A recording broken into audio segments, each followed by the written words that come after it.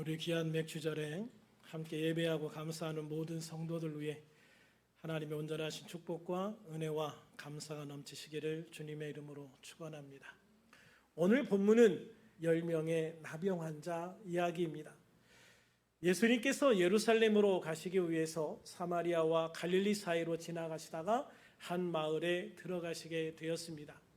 그런데 그곳에서 나병 환자 10명이 예수님을 만나기를 청해요. 이들은 아마도 나병 환자를 고치신 예수님의 이야기를 소문으로 들었을 거예요.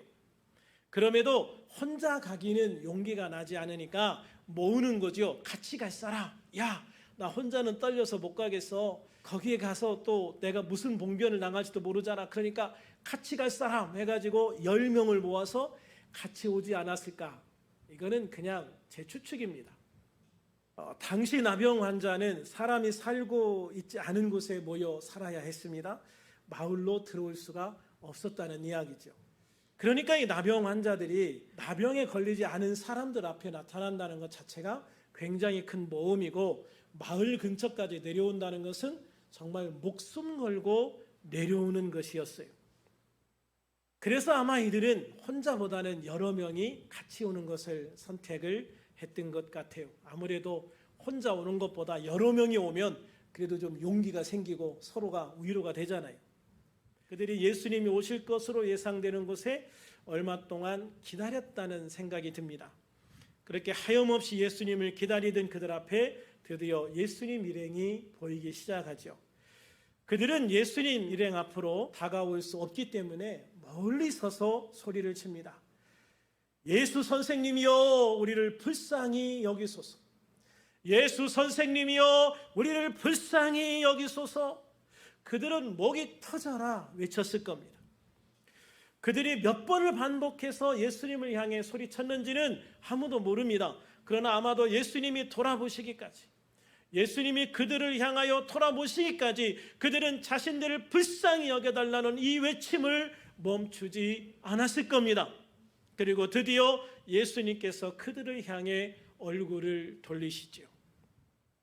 이 10명의 나병 환자는 뛸 듯이 기뻤을 겁니다. 그들은 자신들을 향해 돌아서신 예수님을 보면서 무한한 기대를 하고 있었을 거예요. 그런데 예수님은 그렇게 기대에 찬 눈으로 자신을 바라보는 이 나병 환자들에게 딱 한마디 하고 돌아서서 갈 길 가십니다. 가서 제사장들에게 너희 몸을 보이라. 가서 제사장들에게 너희 몸을 보이라. 율법에 의하면 나병이 다 치유된 환자들은 제사장에게 확인을 받아야 됩니다. 그리고 제물을 드린 후에야 사회로 복귀할 수가 있었던 거예요. 그러니까 예수님이 지금 하시는 말씀이 뭐냐면, 이 10명의 나병이 이미 나았다는 것을 전제로 가서 제사장에게 확인받고 집으로 가라는 거거든요. 그런데 예수님의 이 말씀을 듣고 자신들의 몸을 보는데 여전히 나병 환자거든요. 여전히 자신들의 몸에 나병이 그대로 있어요. 그런데 이런 나병 환자가 예루살렘 성전에 가서 제사장에게 자기 몸을 보인다? 어떨 것 같아요? 성문에 들어갈 수나 있겠습니까? 아니면 그 근처 마을로 갈 수나 있겠습니까? 성전에 가다가 마저 죽을 판인 거예요. 예수님이 이 말씀을 하셨을 때 딱 보고 다 나았네? 그러면 자신 있게 가는데 아직도 그대로네? 갈 수가 없는 거죠. 이거는 갈 수가 없는 상황인 거예요. 그러니까 이 나병 환자들의 입장에서는 굉장히 당황스러운 말씀이거든요. 나병이니까 가까이 갈 수는 없다 하더라도 멀리서라도 이렇게 기도해 주실 것을 기대했을 거예요. 누가복음 5장 13절에 보면 몰래 찾아온 나병 환자에게는 직접 손을 얹어서 기도해 주시기로 하거든요. 나병 환자 절대 가까이 가서도 안 되지만 절대 만지면 안 되는 거거든요. 그런데 그 나병 환자 위에 나병인 걸 아시면서도 딱 손을 얹고 기도해 주셨다고요. 그런데 이 사람들을 향해서는 딱 한번 쳐다보시고 가서 제사장들에게 보이라 하시고는 그냥 뒤돌아서서 가시는 거예요. 우리들에게는 왜 이러실까? 우리들에게 왜 이러시는 거야? 이런 마음도 들지 않았을까? 그런 생각을 해요. 그런데요, 이들은 예수님의 말씀에 순종합니다. 예수님의 말씀대로 제사장에 있는 성전을 향해서 가기 시작합니다. 그런데 만약 이들의 병이 낫지 않은 상태로 예루살렘에 간다면 그로 인하여 죽을 수도 있는 위험한 행동이었던 것이지요. 그럼에도 그들은 예수님의 말씀에 순종해 제사장에 있는 예루살렘으로 가기 시작합니다. 아마도 이 10명 중에 한두 명이 예수님 말씀에 순종해서 성전을 향해서 가자 또는 먼저 출발하니까 나머지 사람들도 머뭇머뭇 따라가지 않았을까라는 생각을 해봐요. 왜냐하면 이 10명이 이렇게 똑같이 믿음을 가지고 아멘 하고 가기는 쉽지 않거든요. 그런데 그 중에 한두 명이라도 그래 예수님 말씀을 믿고 나는 갈 거야 하고 가면 나머지 사람들도 용기를 얻어서 이제 어정쩡하게나마 뒤로 같이 따라갈 수는 있거든요. 그런데 그 과정에서 놀라운 일이 생겨요. 분명히 출발할 때는 여전히 나병 환자였는데 가다가 보니까 문득 옆에 사람을 보니까 나병이 다 나았어. 나병으로 인해서 살이 썩어 들어가던 그 고름이 흐르던 그 살이 뽀야지고 다시 새로운 살이 나서 정말 나병 환자였던 흔적조차 없는 거예요.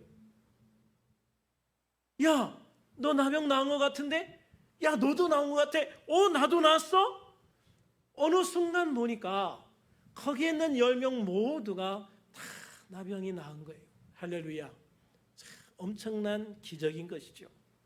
이 장면을 보면 믿음의 역사가 얼마나 놀라운지를 보여줍니다. 이들 중에는요, 예수님의 말씀을 듣고 아멘하고 생명을 걸고 믿음으로 행동한 사람이 분명 있었을 거예요. 그러나 어떤 사람은 어쩔 수 없이 왔다가 어쩔 수 없이 또 따라가는 그런 사람도 있었을 거라는 거죠.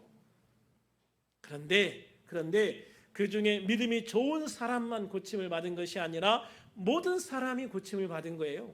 어찌되었든 이들 모두는 예수님의 말씀에 순종했기 때문입니다. 이것은 우리들에게도 동일하게 적용된다고 생각을 해요.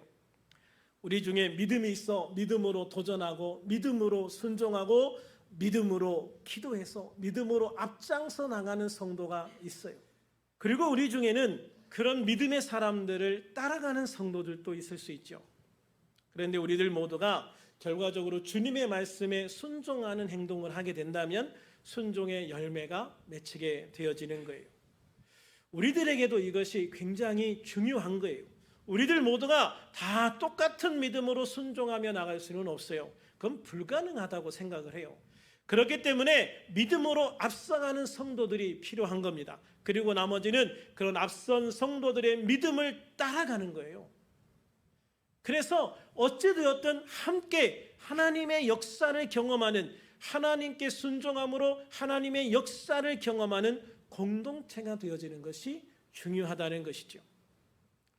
그런데 여기에서 아주 중요한 차이가 생기기 시작을 해요. 병이 나았다는 것을 확인한 사람들 중에 그 병이 나은 것을 감사하기 위해 예수님께 돌아온 사람이 있고 그냥 집으로 돌아간 사람이 있다는 거예요. 우리 14절부터 16절 같이 한번 읽어볼까요? 시작. 보시고 이르시되 가서 제사장들에게 너희 몸을 보이라 하셨더니 그들이 가다가 깨끗함을 받은지라.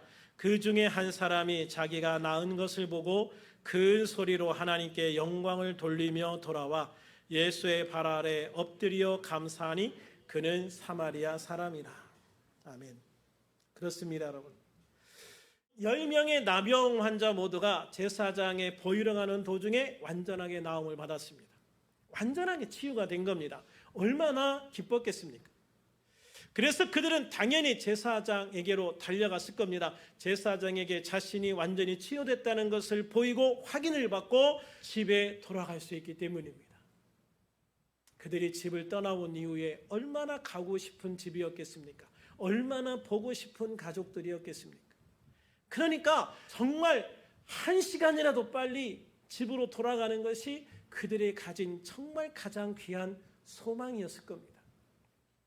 그런데 그 중에 한 명은 제사장에게로 가지 않고 예수님께로 돌아옵니다. 그는 자신의 치유된 몸을 제사장에게 보이고 가족의 품으로 돌아가는 것보다 예수님께서 베풀어 주신 그 놀라운 은혜에 감사하는 것이 먼저라고 생각을 했기 때문이죠. 사실 그는 예수님께 돌아와도 예수님께 드릴 것이 없었어요. 예수님께서 자신의 병을 고쳐주신 것에 대해서 뭔가 사례할 수 있으려면 가진 게 있어야 되는데 그럴 만한 것이 아무것도 없었다는 거예요. 아니, 그들이 가지고 있다고 하더라도 나병 환자인 자신이 가지고 있던 걸 줄 수나 있겠습니까? 못 주죠. 아무리 귀한 금은 보화를 가지고 있어도 나병 환자가 가지고 있던 걸 받을 사람은 없어요. 줄 수 없어요. 있어도 못 주는 거예요. 가진 것도 없지만 있어도 못 주는 상황. 그러니 그가 예수님께 돌아와서 드릴 수 있는 것은 제 병을 고쳐주셔서 감사합니다라는 그 말 한마디뿐이었던 거죠. 그런데 이 사람은 그 한마디 말을 하기 위해서, 그 한마디 감사를 하기 위해서 그 먼 길을 다시 되돌아서 예수님께 돌아온 것입니다. 자신에게 감사하기 위해서 돌아온 이 사마리아 사람을 보신 예수님은 17절과 18절에서 이렇게 말씀하십니다. 같이 읽어볼까요? 예수께서 대답하여 이르시되 10사람이 다 깨끗함을 받지 아니하였느냐? 그 9은 어디 있느냐? 이 이방인 외에는 하나님께 영광을 돌리러 돌아온 자가 없느냐 하시고, 그는 그 10명 중에 유일한 사마리아 사람이었습니다. 유대인들에게 무시받고 천대받던 이 사마리아 사람은요, 사실 유대인인 예수님을 다시 찾아오지 않아도 누가 뭐라고 할 사람이 하나도 없었을 거예요. 그 당시에 사마리아 사람과 유대인의 관계는 그래요. 아무리 많은 걸 베풀어줘도 사실 고맙다는 말 한마디 하지 않아도 되는 관계, 그게 사마리아 사람과 유대인의 관계였어요.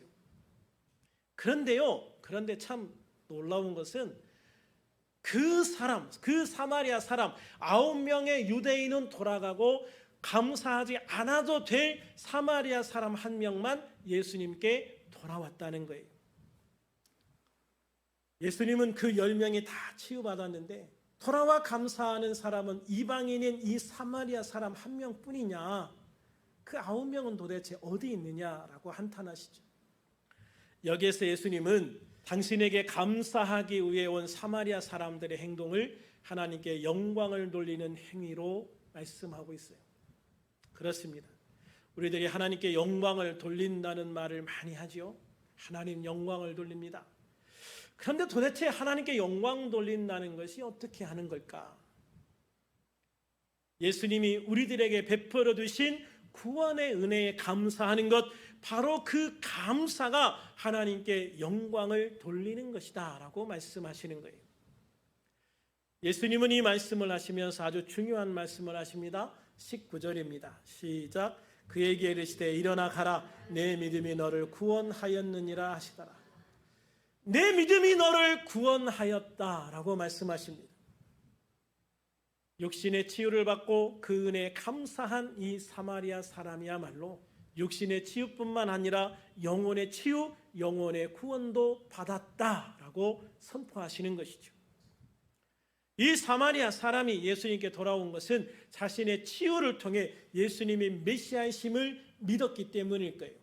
아니, 그는 예수님께 오기 이전에 이미 예수님을 메시아로 믿었기 때문에 사람들을 모아서 예수님께 왔던 것일지도 몰라요. 그런데 어쨌든 분명한 것은 자신의 치유를 통해서 지금은 분명히 예수님이 하나님의 아들, 구원자, 메시아라는 것을 확신하고 있다는 것이죠. 그래서 그 메시아께 다시 감사하기 위해서 돌아왔던 거예요. 왜냐하면 이런 나병을 치유하실 수 있는 분은 메시아밖에 없기 때문에. 그러니까 이 사람은 자신의 병이 치유된 모습을 보면서 예수님이야말로 진정한 메시아이구나라는 것을 분명히 확신하고 돌아온 것입니다. 그렇기에 예수님은 이 사마리아 사람이 구원을 받았다고 선포하시는 겁니다. 그가 죄사함을 받았다고 선포하시는 겁니다. 그가 하나님의 백성, 하나님의 자녀가 되었다고 선포하시는 겁니다. 그러므로 진정한 감사는 예수님이 메시아이심을 믿을 때 할 수 있는 거예요. 반대로 생각해 보면 예수님을 진심으로 믿는 사람이야말로 진정한 감사를 할 수 있는 사람이다라고 할 수 있는 것이죠. 다시 말하면 믿는 사람은 감사하는 사람이다라는 겁니다. 우리 같이 따라서 해볼까요? 믿는 사람은 감사하는 사람이다. 믿는 사람은 감사하는 사람이다. 할렐루야. 그래서 그리스도인의 말 중에 가장 귀한 말은요, 바로 감사합니다, 고맙습니다 라는 말이에요. 육신의 치유를 받는 것도 중요합니다. 그러나 육신의 치유는 일시적입니다. 육신은 언젠가는 죽습니다. 그래서 육신보다 중요한 것이 영혼의 구원입니다. 영혼은 육신과 달리 영원한 생명이기 때문입니다. 일시적인 것이 아니기 때문입니다. 그래서 육신보다 영혼이 중요합니다. 그래서 감사하는 삶이 중요한 것입니다. 이솝우화 중에 황금알을 낳는 거위라는 이야기가 있습니다. 한 번쯤은 다 들어보시거나 읽어보셨지요?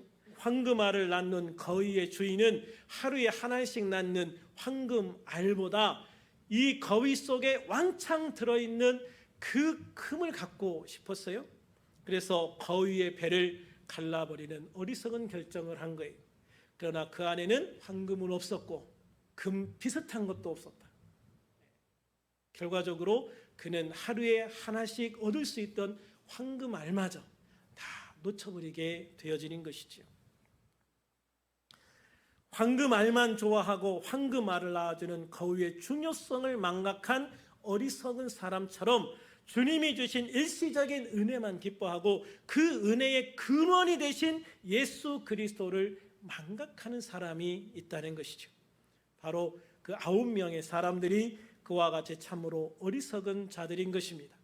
이것을 통해서 보면 대개 90%는 그냥 그때그때 주어진 것에만 기뻐하는 사람들이고 그 중에 한 사람만이 10명 중에 한 사람만이 그 은혜를 주신 그 은혜의 근원자이신 예수님께 진심으로 감사할 수 있는 사람이다라는 말이 되기도 하는 것입니다. 그러므로 그 모든 은혜의 근원이신 예수님께 감사하는 것은 황금알을 낳는 거위를 가진 사람이 계속적으로 황금알을 가지게 되는 것과 같이 계속적으로 주님의 은혜를 경험하고 누리는 삶을 살게 되어진다는 것입니다. 감사는 감사를 낳고 그 감사는 또 다른 감사를 낳게 됩니다. 이솝우화가 말하는 대로 예수님은 황금알을 낳는 거위이고 황금알은 바로 감사인 것입니다. 그러므로 우리들 모두 주님이 베풀어 주신 죄사함과 구원의 은혜에 감사하는 성도들이 되기를 축원합니다. 날마다 우리를 인도해 주시고 함께해 주시는 주님의 은혜에 감사하는 우리들이 되기를 축원합니다.